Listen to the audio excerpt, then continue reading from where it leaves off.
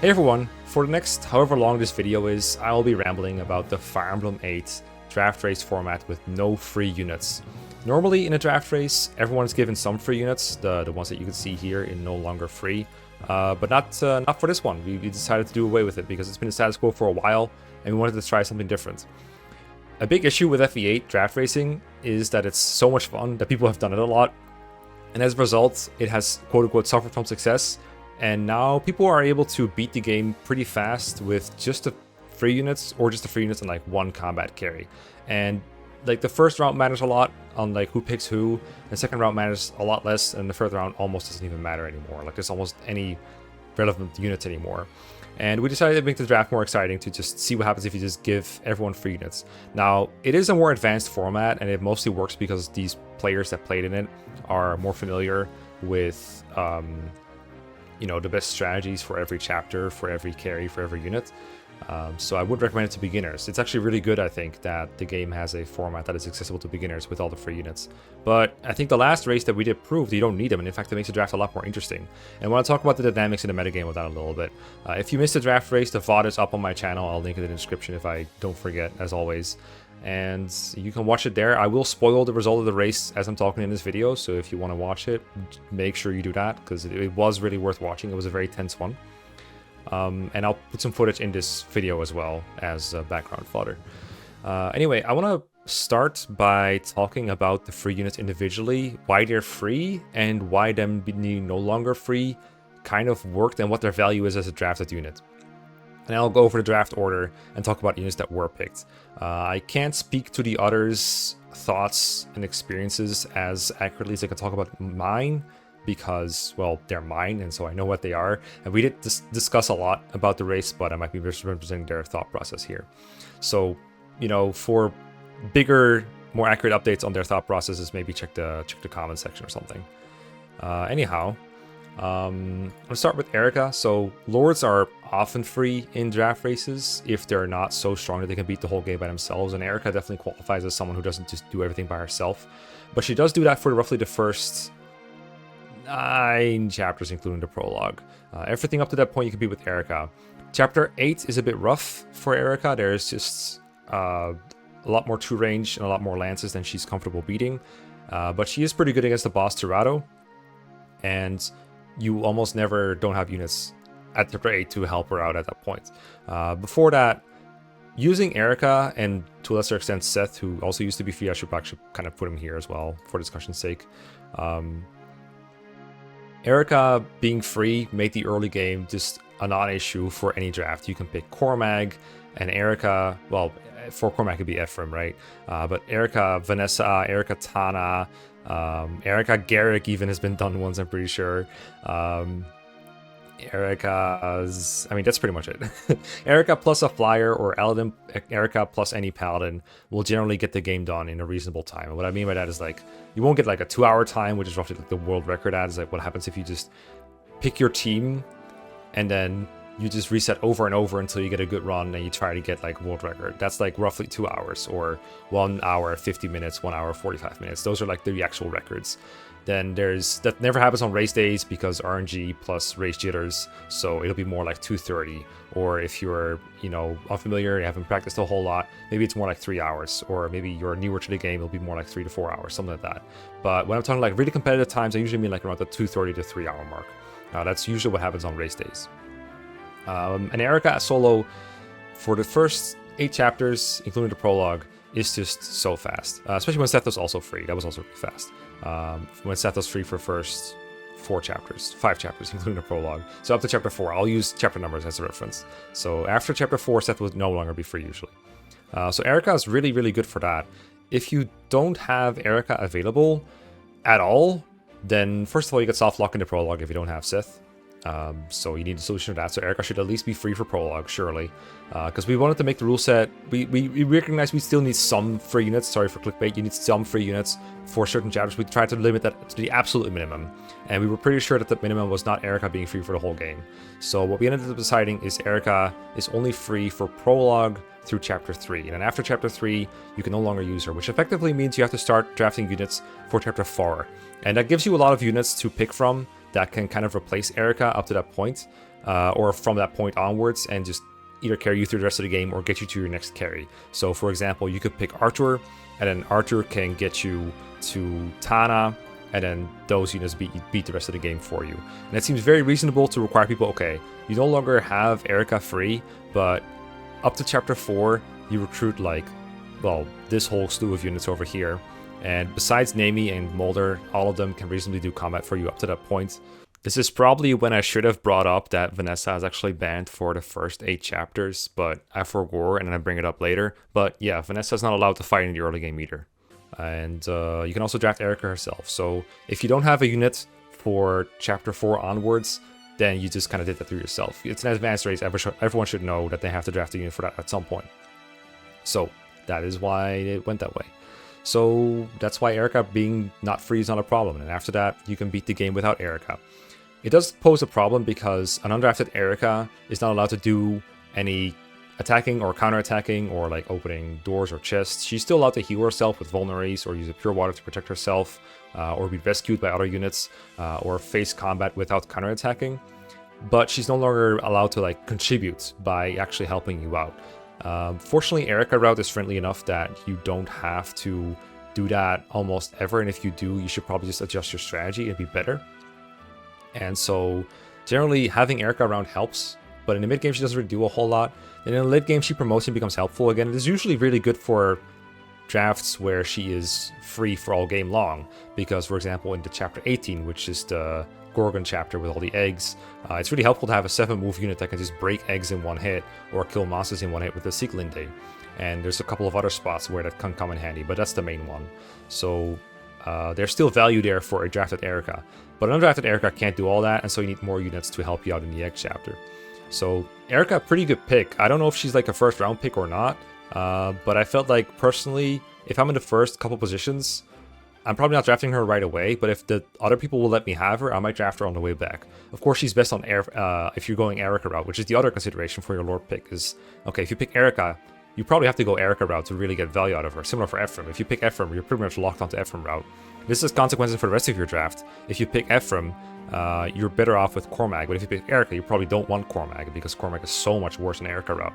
So that makes the draft more interesting too.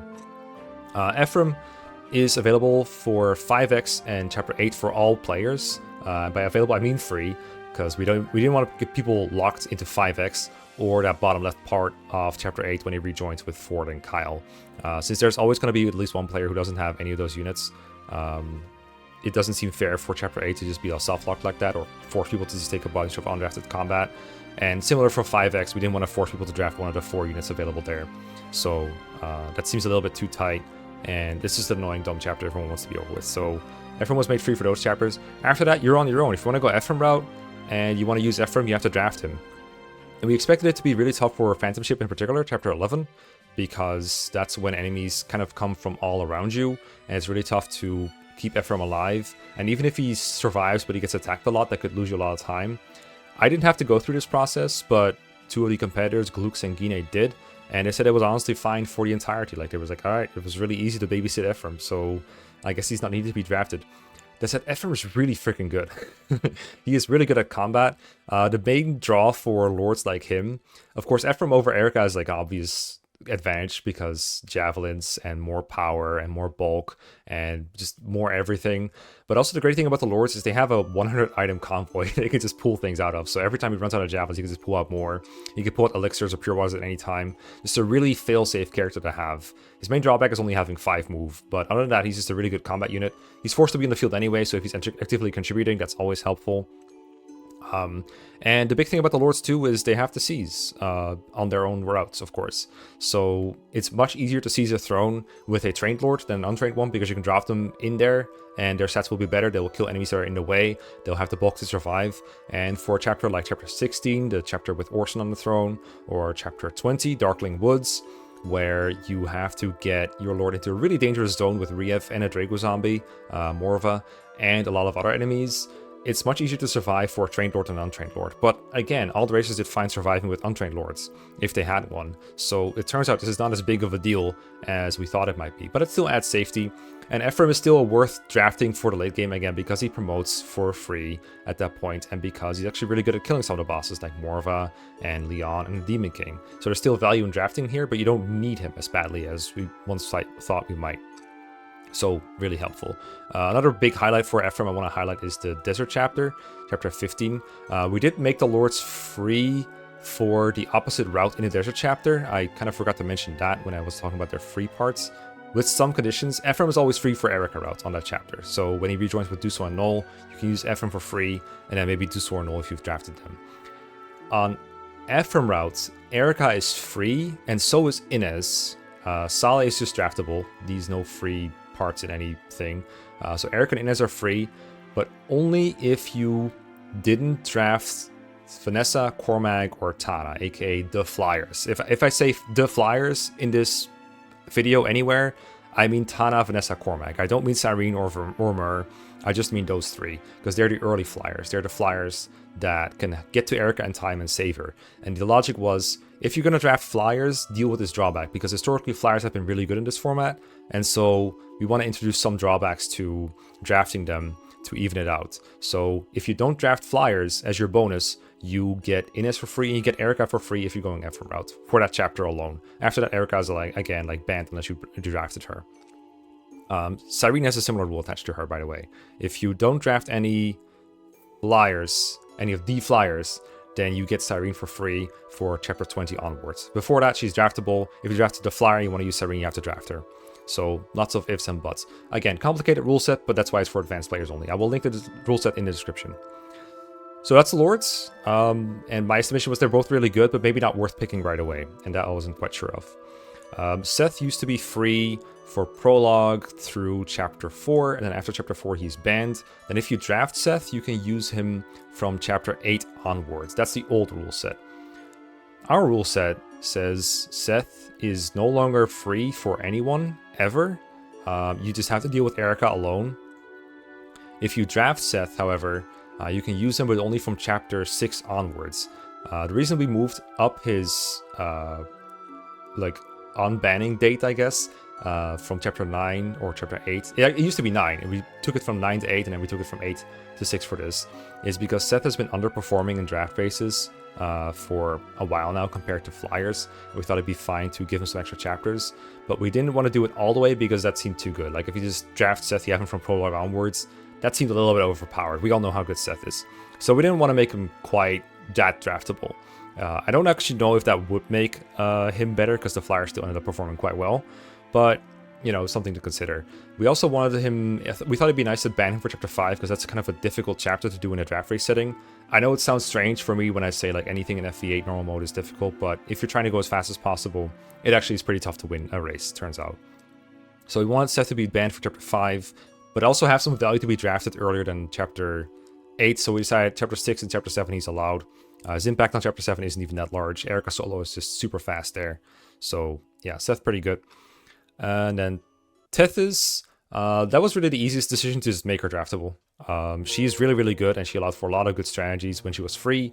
But making her draftable makes her a lot more interesting, because now you can't really count on her being there. And trying to think of uses for Tethys when you're playing a chapter live, which is improvising, is really difficult, because this is a unit that has huge potential upside, so you want to think about her moves. But if you're trying to go as fast as possible, you don't want to think. But then if this is a unit you screw up with, they might die, or at least fight enemies without countering. That really hurts you, because enemies will prioritize Tethys over anything else, since her HP is nothing, and she doesn't counterattack. So a very balanced unit to have on your team. She did get drafted quite early, spoilers, and ended up providing quite a bit of value, and I really missed having her. But I also really wasn't willing to give up something else for her. So I think I should have started with this, but the more units are draftable, and the more units are worth drafting, the more interesting the draft becomes.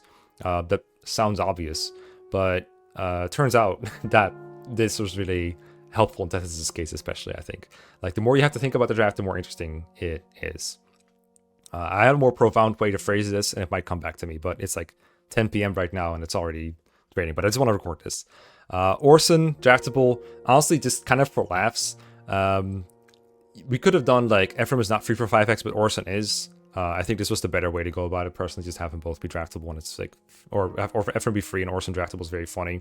He speeds up 5x by quite a bit, so it is a significant time save if you draft him, But another concern for this race is that we agreed to not prepare for it this time. So we were like, yeah, let's just not agree not to prepare for it to make it more fun and less time intensive to prepare for. And that means we didn't really know exactly how much time every unit saves, but we knew Orson saved some time. But the point I'm trying to make here is you would never get stuck in 5x, as in it would never be a difficult chapter that you're having trouble past or like having to reset over and over. This is different from like chapter 14, Ephraim, Great Oak Keep, or the Desert, Scorched Sand, or chapter 20, Darkling Woods. So there wasn't really any urgency to make 5x easier for the racers. We all knew we could get past it as long as we have free Ephraim. So Orson being draftable was just fun. He's like, okay, if you want to give up a draft pick for one chapter exactly, go ahead. I figured this would be a unit that you would draft after you get everything that has like any remote real value in the run. You pick Orson somewhere. If you're like, okay, I'm happy with what I got, it can get me through most of the game, I'll pick Orson. Myrrh is a very interesting pick because her impact is massive on draft races. Her being free was not a matter of, oh, people are going to get stuck without her, although that was kind of a concern. It's more like the person who has her is going to have such a huge advantage. We can't have this unit be draftable. It's so outrageous. Myrrh looks like an S on the surface, right? She's like a unit you train up from the ground that becomes really good. But the real value with Myrrh is that she's a good boss killer. There are several bosses that are so hard to beat fast without Myrrh. But it can be done, apparently. The particular boss that I worry about without having to use Myrrh is Leon in the final chapter. He is so tanky, he is so accurate, he hits for a ton of damage with his magic. He's not weak to Sacred Twins, unlike every other big monster up to that point.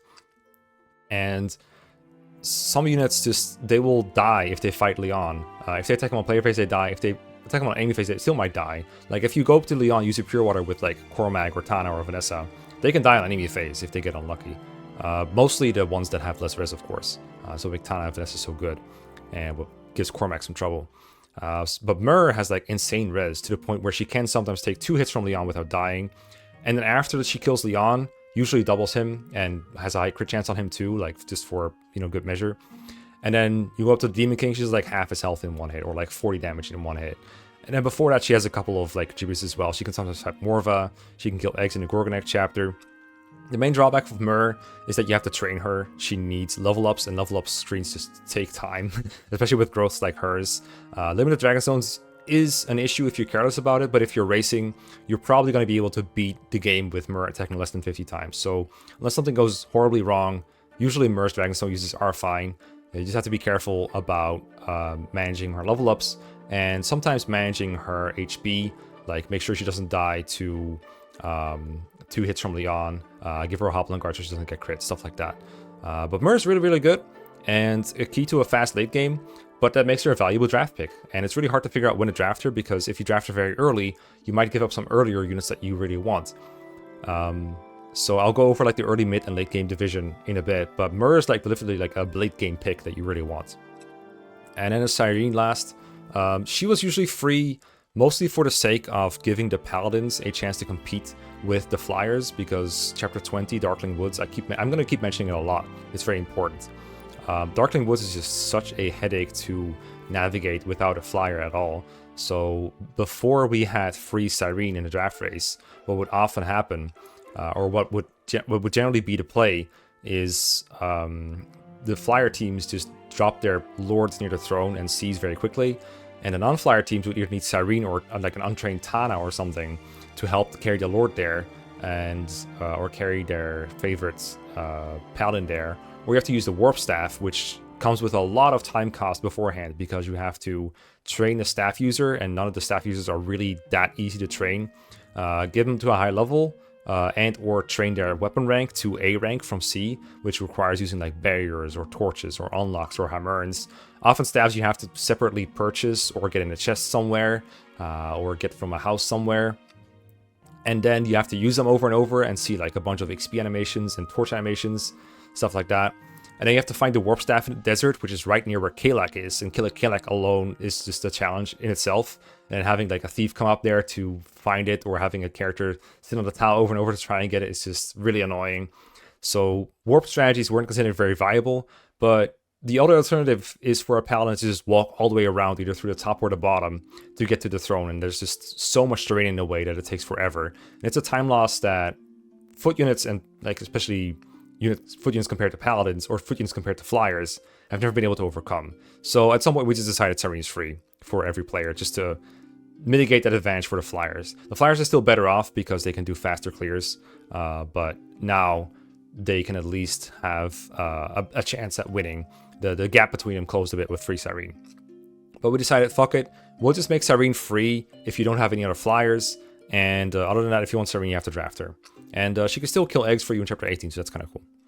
So those are the free units, and as you can hear as I'm talking, I don't think we need to make any of them free again. There's some we might have to make some changes to, but that's how it's going to go. Now, I could go over like all the possible carries here, but I think it's better if I just go over the draft now and talk about them in conjunction. So let's go over the drafting order first, because we kind of need to know that one, right? So I got first pick. I got lucky. I got rolled first pick, so I could just pick any unit that I wanted. And then we have Castle, and then we have Guinea, and then Glux. Funnily enough, before the race, we agreed not to prep, but Guinea and Glux did a practice draft together, and then me and Castle did a practice draft together to figure out what we're thinking, just kind of exchange thoughts on the metagame. And Castle and I both kind of agreed that we kind of wanted to pick Ephraim first, probably. And Guinea and Glux actually agreed on the opposite. They thought all the carries would be picked first. But I picked Ephraim first, partially out of comfort. Like, I know I can beat the game somewhat fast if I have Ephraim available. And from the practice draft, I knew that at least one good carry would likely make it back to me if I did that. And we'll go over who that is in a second, just because of the way the other things worked out. The other reason I wanted to pick Ephraim here is because I thought the combination of Ephraim and a flyer would be really, really tough to beat, and would be really, really easy to obtain for either Guinea or Glux, because the way a snake draft works, I pick first, then Castle, Guinea, Glux, but then Glux gets to pick again, and then Guinea gets to pick again, and Castle gets to pick again. So they get 6 picks before I get my second one. And so I thought it's very unlikely that if I pick my carry here, that a Lord will come back to me. So I'm going to pick a Lord first, because there's only 2 of those. Now, second pick, I think Castle was really contemplating picking like Eirika or a carry. Those are like the main things you would want here. I guess I should go over the early, mid, and late game dilemmas first quick before I move on too far. So Ephraim is a unit that actually gives you mostly like a mid game thing, because he's not available for chapter 4 and up to chapter 8 basically. That's an empty gift for me right now. I need units for chapter 4. And then Ephraim is pretty good for the mid game. You still want to carry, but there was like a lot of units you can use as a carry for most of the combat, so I wasn't worried about getting one of those. So the mid game, I have sort of sorted right now. I still have to pick on a unit for it, but I'm pretty good on it. So like chapter 9 through 14-ish is solid. And then for the late game, I would still like to have Myr and or Tethys mostly. Those are the main units that can speed up your late game. And a flyer of some kind. But right now I have a free Cyrene for the very late game, so that's okay. But I would like Myr. Castle decided to draft Myr. Again, no surprise that the free units are being picked. They are really good, but the question we're trying to answer with these drafts is, are they so much better than the other units that they have to be free? Or do they balance the board so badly that they have to be free? Castle picked Myr. This means that he is without units for the first 16 chapters for now, minus like what the little things we did make free, but it gives him a really explosive unit for a late game. Castle is the easiest time for like Leon and the Demon King right now, and a couple of other chapters like 18 where Myr is like kind of helpful to have around. And it's just a really good insurance policy that your Leon kill will probably be fine. And there are a lot of other solutions to all the other chapters, but there's only one Myr.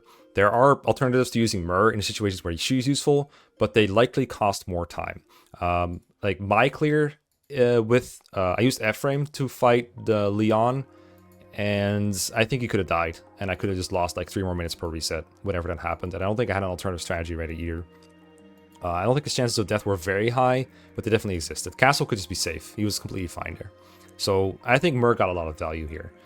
Now, Guinea and Glux, they were both pretty sure that flyers and carries would be gone by this point, so they did not expect Ephraim to get drafted first. I don't remember what the expectations were from Myr. Guinea took, let me make sure I get this right. Guinea took Tana here, because they really wanted to run with flyers. Also, in hindsight, everyone wanted to go Ephraim routes, except for Castle. Castle was fine going Eirika. I think Castle preferred Eirika, but was okay going Ephraim if he had to. But everyone wanted to go Ephraim route for some reason. Gine took Tana, really good flyer to have once she's trained. Tana's big drawback is that she is, what's it called? She's unavailable for the first early game, of course, and then once she joins, she's under leveled, so she has to be trained. And she has to grind in the Tower of Volney at least for 1 round, and then she's kind of online, but this is after Chapter 9, so you have to go through Chapter 9 with another unit at some point, so you need a unit to get there. It's called a bridge, a unit that gets you to your actual carry. So you need a bridge, but once you have Tana, you are pretty sorted for most of the game for combat, because flyers are just that good in a FE8 draft race. I don't think I need to explain that a whole lot. I should probably explain here what we did to Vanessa here, because this might look confusing, like why not pick Vanessa? We nerfed Vanessa to the ground in our rule set. We said, okay, Vanessa, you've been dominating too many races now, and we know that if we don't do anything with you, then you're just going to dominate another race, and we don't want to see that. So we were like, okay, let's make sure that Vanessa is like viable, like barely viable, but not so good that she gets instantly picked. So we didn't go to like, we didn't nerf her a bit too much, because we decided we'd rather nerf her too much for this race and then undo it a little bit later than not nerf her enough and have her dominate another race, because Vanessa has just been winning like everything recently in FE8. So Vanessa cannot be used until the end of Chapter 8. Until you seize Chapter 8, the chapter with Torado in it, you cannot use Vanessa at all. Now after that chapter, you're allowed to like bring her into the tower, start grinding her up, and start using her starting Chapter 9. But before that point, no one is allowed to use Vanessa unless you, and then once you draft her, you can use her Chapter 9 and onwards. So that really, really nerfs her, but she's still basically like Tana, but a bit worse in that sense. Now, we're considering maybe making a couple changes to it, but for now, we're going to do this. And actually, by the time I'm editing this, we are racing this again on December 13th. So hopefully I get this video out by then. I unfortunately lost my entire progress on editing this video before, and so it took me a while to get that back. But hopefully this video is still out in time so you can watch that race and any future ones that we do with this format. So Vanessa's kind of bad right now. That's why she's not being picked right now, but people still wanted her. Speaking of which, Vanessa gets picked next, along with Franz, I believe. Let me double check that. Yeah. So Luke's picked Franz and Vanessa. Now these units, both of them are viable carries in this rule set, and you could get away with picking either. However, what this does is it gives Luke's Franz for the early game, which doubles as a unit. It's both a unit that can just get you through Chapter 4 onwards, and then he can also just be really good for the rest of the game. Like if his Franz turns out really well, he can just be really good for the rest of the game. And if he doesn't pan out well, with Vanessa still there, or if he does pan out well, he can be a secondary to Vanessa being trained, and then Vanessa can do flyer things for the rest of the game and be really solid, because you do often want multiple combat units for Sacred Stones. There's too many route maps where having an second unit to spread out through the desert, for example, is just really nice. So yeah, Franz and Vanessa, pretty good pair. You do need to dedicate some time to training both of them. Early game will go faster if you just use Eirika for the first couple chapters, so you have to slow down for Franz a bit. Then when you pick up the pace after chapter, I don't know, 4 or so, you are good for a while, and then you have to train Vanessa and slow down again. So you lose some training time, but it's kind of made up for by the fact that you have 2 really good units, so it's fine. Now, Luke said he wants to deny flyers to the upper players by doing this, but he forgot Cormac existed for a while, and then realized it back when the turn came back to me, which was very amusing. If he saw that Cormac was here, he said he would have picked Cormac. I don't know if he would have done over Vanessa or over Franz, but I think he said he would prefer to run with Cormac. It just completely escaped his mind that Cormac existed for some reason. Brain farts, they happen to be the best of us. Now, Gine has mid-game covered, but he needs a bridge to get there. He might want one of the other free units like Tethys, or he might just run with Seth. You know, Seth is pretty good. And he's like, yeah, let's run with Seth, because that gives him a unit from Chapter 6 onwards, so means he has less time to bridge. Now he just needs a unit for Chapter 4 and 5, and then after that, Seth is there. So he only has 2 chapters where he doesn't have any units anymore, and he's set for combat for the rest of the game. Seth is really good, Tana's really good. Both of these have really high resistance, so they can tackle Leon pretty well, and he has 2 units that can clear route chapters pretty well, like the desert. It's a really solid team all around. Seth needs like no training at all whatsoever, even though he's banned for the first 5 chapters, he's perfectly serviceable with his base since Chapter 6 onwards. So I like this pick. Also really good in like low prep races, Seth is, because less chapters where you have to think, like just move Seth forward and he kills stuff for you. This is when Castle picked Eirika, which makes sense. Castle was pretty set on going Eirika route, and he didn't really want me to have both lords. I don't think I would have picked Eirika, but he was like, okay, I want Eirika, and I'll take whatever comes back to me as my carry from then onwards. So as I said, Eirika has a lot of good utility and has the fastest clears for chapters 1 through 7 basically. So it covers your early game, and it also gives you the option to just have a trained Eirika that you can drop near thrones and she'll survive in like chapter 16, Orson Fight chapter, and chapter 20, Darkling Woods. That's again very helpful. He doesn't have any flyers yet, but what he can do, for example, is he can have Cyrene drop Eirika into Darkling Woods in the throne area and probably be okay. Might want an extra unit to fight there, but a juiced up Eirika can handle it, I think, if you give her like robes. The thing about Eirika route, it is a bit slower than Ephraim route, but it's also a lot safer, and you get more stat boosters. You get more angelic robes, Drago shields, energy rings, everything compared to Ephraim route. So you have more, the requirements for a unit to be good there are more lax. You are maybe a little bit slower, but the difference in that has been close a little bit between Ephraim route and Eirika route for this race set, I think, because a lot of the fast Ephraim route clears rely on the free units, and since those are now restricted to one person each instead of on every team, some of those clears do fall apart. So, and also the units that make Ephraim route really fast have been restricted a little bit, like Vanessa's a little bit worse. So in that sense, Eirika route is a lot better as an option. I'm not quite sure if it's better than Ephraim route. It might just be. Castle thought it was, but we'll see how that goes. Then it was my turn. I wanted Cormag here as my carry. I was pretty sure I was going to be denied Cormag if I didn't pick him here, so I did end up taking him. But here, I had a thing that my heart wanted and a thing that my head wanted, right? That's a terrible expression. I really wanted Saleh, because I was kind of hoping I would be able to clear without a flyer, but was kind of semi-forced to take a flyer here. I was curious if the new rule set will make a non-flying carry good. But Franz has taken Seth's take, and I don't want to run with like a Garcia carry for the whole game. I'd rather just have the Cormag strategies. I sort of knew what to do with Cormag. It'd been a while since I ever played with him, but I did a lot of like Ephraim Vanessa clears, so I could kind of just do what I was used to, minus some adjustments. Cormag has been underperforming in races lately because he's a little bit harder to use than Vanessa. The stats that he is worse in than the Pegasus Knights, like not just Vanessa but also Tana, do really actually hurt. Like lower luck means he can get crit, lower skill means he can miss a lot more, and lower resistance means he is more vulnerable to especially Berserk in chapter 14, the Great Oak Keep. So you have to make a whole different strategy to clear that chapter safely. Whereas someone like Vanessa or Tana can rescue Ephraim in that chapter and just fly forward, use the Pure Water, and they most likely don't get berserked. There's like a slight chance that they get not enough res to, and they do get berserked, but most of the time they don't. Cormac cannot do that. He just gets berserked. It's terrible. And resetting a chapter or taking like forever on a chapter sucks. There are safer strategies to beat it with Cormac, but they're a bit slower. And I didn't really want to do that blindly, but I felt like I knew what to do.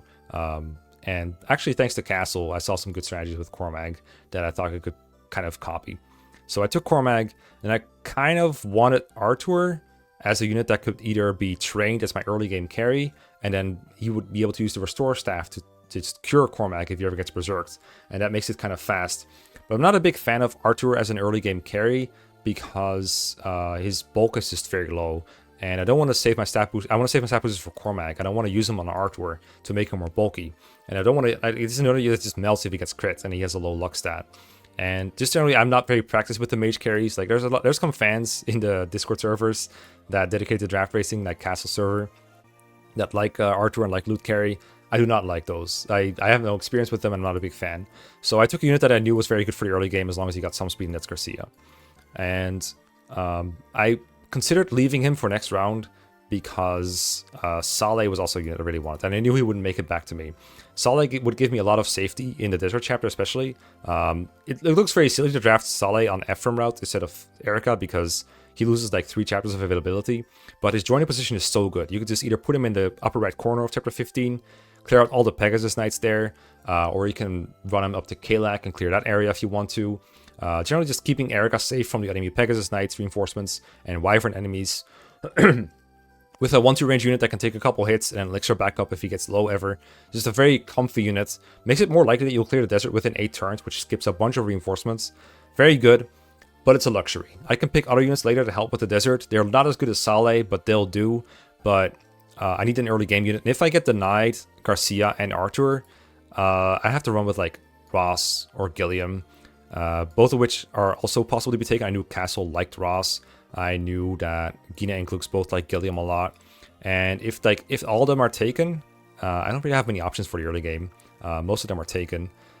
So I didn't want to just get locked. So I took a safe route and just took Garcia, a unit that I was fairly comfortable with. I didn't really run with him a whole lot, but back in when we played for an FE8 Soyo, where you would carry with the worst units, Garcia was pretty good for me. So I took Garcia, being safe. Castle took Artur, not just as an early game unit because he has Eirika already. He doesn't really need Archer for his Chapter 4 potential, but it gave him the options to use the Warp Staff in the late game, which can compete with Flyers if you have good strategies for them. And yeah, it's just this is reasonably good carry. And he does have the staff, which is to give to him, because he doesn't need to give him the Eirika necessarily. You can give him the robe and a Draco Shield to Artur to have more bulk. So that was his pick. And then Guinea took Dusel, another unit that I would have liked to have for routing purposes, but you know, I didn't think he would make it back to me. I just said both Guinea and Glux wanted to go Ephraim route, and Chapter 10 Dusel is just ridiculous. Let me decrease the size of my Tears Maker a little bit. There we go. I mean, how can a German not pick Dusel? You know what I mean? I mean, it's a very good unit with very good bases. Nothing too much to say here. And then Glux took Saleh for sure, for the reasons I just said before. And then he took Tethys. Now, I was very unsure when actually Tethys would be taken, because she's not a unit that you necessarily need for like mid-game clears, but there are some late-game clears, like in the final chapter. There are a lot of purposes for Tethys to speed up like give you a lower turn count, and every turn to cost like maybe a minute or something from like enemies moving and attacking and dying, give you experience, leveling up, etc. So Tethys helps a lot in that regard. Also gives you extra attacks on the Demon King early on if that matters. So there's some chapters where Tethys helps. Another chapter where Tethys really helps is 18, Gorgonet clears. Getting units to eggs faster means they might not hatch, and eggs that don't hatch are less dangerous. They're not gonna stone you or shadow shot you or kill you with Demon Surge. So Tethys, I really missed Tethys in that chapter in particular. So yeah, smart pick probably. And he doesn't need a whole lot more combat. He has that covered for the entirety of the game. And if he needs any more, there's probably going to be some kind of combat units to make it back to him. Guinea then took Gilliam. He finally took an early game unit. You can, turns out, delay these quite a bit. In fact, we speculated after the race that maybe Garcia might have even made it back to me here if I picked Saleh. I didn't want to risk it, because if I took Saleh here, they could denial pick and lock me out. That's why I took a long while to think about it. But it just looks like I would have been fine. Gilliam is funny because he's very dependent on his first speed level up. He joins with like 3 base speed, I believe, which is the same as Barcher in FE7. Doesn't double anything, but if he gets speed, it's like a 25 or 30% growth. And then the more speed he gets, the more tiers of enemies he doubles. And the earlier you get that, the better off you are, because he doesn't die, hits pretty hard, 2 shots, almost everything. Pretty inaccurate against Brigands, but you just don't use him in the first Brigand chapter. And then you start using him in like chapter 4. And you use him like, use Arthur, or you would use Vanessa or Franz, I guess. You know, depending. Just a unit that can get you through the early portion of the game if you don't have Eirika. That's basically what Gilliam is. Specifically chapter 5. And then after chapter 5, Seth joins and he's fine. And just an extra combat unit, sure. He doesn't really need it, he has 3 already, but I guess a 4th can't hurt. Castle's turn, he picks up Garrick, another just good mid-game route kind of chapter. Joins earlier in Eirika route and Ephraim route, so that's an extra bonus for him. Pretty good unit. During the race, he forgot that he drafted Garrick for the longest time. It's very funny. Didn't end up impacting him a whole lot, though. Then it was my turn, and I said, alright, I have what I need to clear most of the game. I have my early game guy, and I have my Ephraim and Cormac for the mid game, and that just gets me through the rest of the game. Everything I could possibly draft for end game that's helpful is kind of gone, so where can I still lose a bunch of time? The answer was I could either get stat screwed, in which case I would like Colm to give me an energy ring in chapter 7, or I can lose in the desert. You know, I have a history of like doing bad things in scorched sand. So what if I just pick more units that will help me not get wrecked in the desert? What if my Eirika game overs? You know, that'd be pretty terrible. So I picked Inez because I have a flyer, so he's not free for me. He is free for Castle. Everyone else is a flyer, so no one else is a free Inez. I decided I want Inez because I have strategies. I know how to work with Inez in the desert to keep Eirika clear, or so I thought. I ended up fucking it up, but I did pick Inez for the purpose of making that safer. And I picked Dozla because he's like the only axe infantry unit left that can help with that. Dozla can work his way up to roughly the area where Eirika is, but my plan was basically walk Eirika and Saleh left to a place where they don't see any combat, clear up that place with Cormac ASAP, just walk the units that don't want to do combat there, leave Inez to either fight Pegasi and Wyverns until he dies, or get surrounded, put him on a pyramid to survive, do something, just make sure I don't game over or have to reset the desert. That's all I wanted, and that's the purpose of these 2 drafts. Everything else I wasn't too afraid of. Castle made a pretty good value pick here to Kyle, and actually ended up using Kyle as his carry. I was very surprised and even laughed at him for doing it, but it ended up paying off because Kyle did a lot of work for him. I think he could have done the same with like Gilliam or Garcia, or even just having Archer carry things. But I mean, Archer can't warp himself, so having Kyle is nice. It also gives him an extra unit to use in 5x and not just Ephraim. I think Ephraim solo for 5x is perfectly fine, and the only reason I would want Kyle or Ford or Orson is maybe to trade with Ephraim. Well, Orson I would just sweep the chapter with him if I didn't care about Ephraim training. But Kyle and Ford can like trade Ephraim to a different weapon. Like you can use the Regent Leaf to kill something and then train to the Steel Lance or something, or train to the Javelin. Or you can give him kills and make him really strong at combat, which is what Castle did. Worked for him. I mean, spoilers, he won with Kyle as his carry, turns out. I'm not a big fan still, but I can't really have too high of a standard for a 5th pick carry, so, you know, well done. Then Gine took Colm because the Pegasi sometimes lack in strength and the energy ring can make up for that. Makes a lot of sense. He has plenty of combat here. Nothing else he really needs. Like you could think maybe, okay, you might want Warp Staff shenanigans or something, but with a flyer that adds very little to your thing, and getting Molder or Natasha up to like Warp rank or loot is just so much work, let alone La Rochelle. And the other units aren't really any valuable. Like, what else can you even draft here that's good? This is where Glux took Orson and Cyrene, 2 formerly free units, and both pretty good. What Orson can do is like speed up 5x, like I said.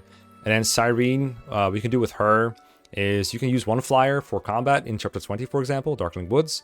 And the other flyer can bring over your Seizing Lord, Ephraim in Glux's case. Or you can use Cyrene as a suicide dropper. You can fly her into like the final chapter and just have her, you know, get killed by an enemy, and then you have your Lord available for your next player phase. That's all value. And not much else here is really going to help you. You don't want to pick a unit that you have to train at this point, like Ross or Loot, or that's pretty much it. Those are the only viable training projects left on the board. You don't want any of those. You just want units that help you without giving having to input a lot of stuff. That said, Gine took Ross. It's like, okay, I don't care about any of the other units, but I do want to deny this in case someone else cares about him. So I just took Ross here. Castle took Nami to shoot down walls and like beat up one specific brigand with a chest key in our joining chapter. That's like all she did. And then I did like this is my favorite round for me. I took Loot because right now for chapter 5 I only have Garcia. And I knew there were some enemies on the left side of chapter 5. This is a chapter that has Joshua and Natasha, by the way. Enemies from chapter 5 can be a little bit annoying, and they might attack my Natasha or Eirika without me wanting to do that. So I wanted a unit that can hold them off. Most units that can do combat at this point are gone. Loot is the only one that's left that has one to range. You don't have to put effort into recruiting Loot. She just joins in chapter 4 or at the end of chapter 4, even if you don't visit her village. And then at base, I knew she could kind of fight some enemies on the left side. And then I could just focus Garcia on the right side and focus on just freeing the way for Natasha to recruit Joshua, get the killing edge, get that big threat out of the way, move Garcia on and fight the boss, and maybe get some villages. That's what I wanted. And Loot filled that niche, and she did it admirably, so really happy with the Loot pick here. And then, not my proudest moment, but I took Ford. And the reason for Ford was trading with Ephraim in 5x, maybe, and then not much else. I did actually end up deploying him for the final chapter. What he did is he picked up Ephraim after Ephraim used the Pure Water on turn 1, and then that way Cormag could take Ephraim and then use the Pure Water, or he could just use the Pure Water next turn. Ford could give Ephraim to Cormag, and that way both of them could use the Pure Water without either of them losing a turn of rescue utility or anything like that. It's pretty neat. It's kind of helpful. La Rochelle would have done the exact same thing. I could have just done this with La Rochelle, but the 5x utility can't be denied, and I mean, it's funny this way. But it could totally done it with La Rochelle.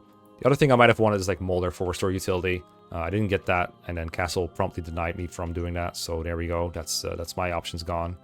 And then what's even left here? Castle takes Natasha. At this point, it doesn't really matter, but we just figured we might as well finish the draft for funnies.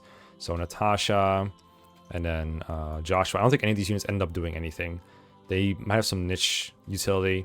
Oh yeah, I did put him in the wrong order. Hold up. It was Dazda, Kyle, Colm, Orson. Oh yeah, no, he denied Mulder in this round. Then I picked Luda and Ford, and then Nami picked, and then, okay. Back on track here. Joshua. And actually, Klux took Null, thinking if someone actually leaves Null equipped in the desert as he's force deployed on Eirika route, they might take a penalty. And so that's not going to happen to him ever, but it just takes Null. You can also technically route stuff in the desert.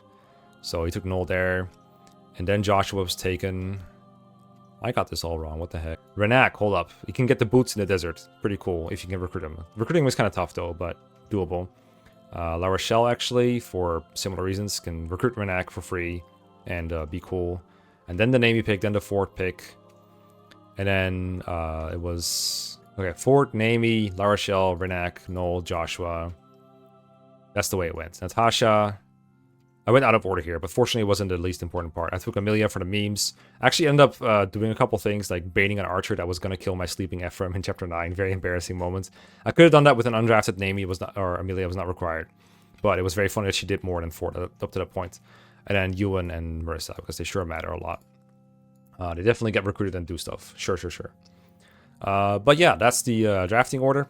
And it was a very interesting draft, and it was a very interesting race, and I enjoyed myself a lot. And we're going to run it back, as I said. We agreed back when we raced that in 2 weeks we just do it again. And right now there's talks of doing it multiple times. And having everyone be in different positions and trying out different seeds, seeing if things change or not. And it's been very refreshing. FE8 is just a really fun game to draft race, it turns out, even if you have done it a million times. And I hope you guys enjoyed the increased amount of draft racing content lately as well. And there's a relay in the new year as well in 2026 that we're likely going to have a lot of fun with. So again, join Castle server if you want to get into draft racing. It's really fun. And I'll see you on the other side. Hope you enjoyed. Peace. Bye-bye.